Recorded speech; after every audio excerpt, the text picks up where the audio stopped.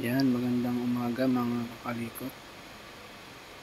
Magbababa tayo ngayon ng cylinder head ng Toyota Tundra 5.7 V8.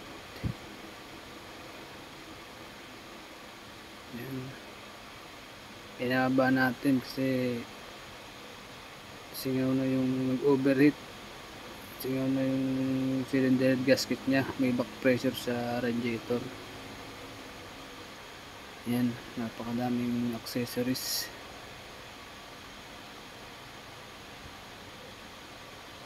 Titingnan lang natin yung timing mark nya para hindi mahirapan pagbabalik.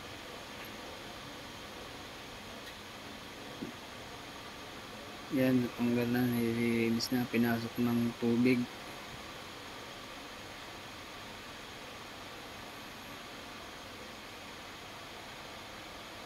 Yan.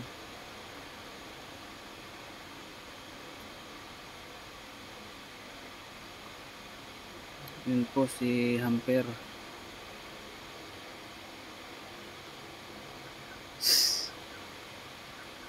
Isang magaling na mekaniko yan. Yan, nililinis na po niya yung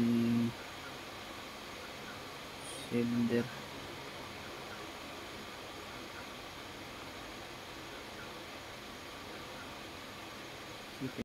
Bye guys, thank you for watching.